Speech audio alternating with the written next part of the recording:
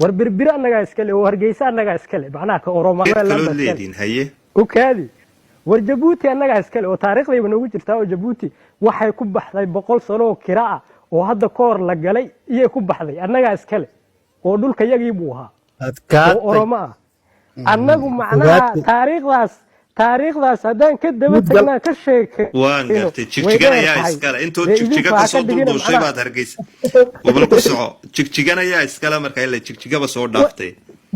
jigjiga haddaaban aan u leeyahay jigjiga hadda waraawilkii hore ayaa mar Soomaali baa degan oo iskale xududkaygu waa xagle waa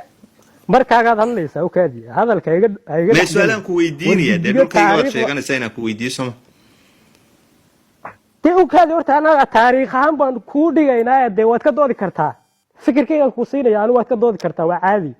aniga oromo ahaan la og yahay dhulkan dadka loogu yimid oo maaragtay awalkooda hore ilaahay uu ku beeray waa la og yahay saasay tahay qoran taariikhdayada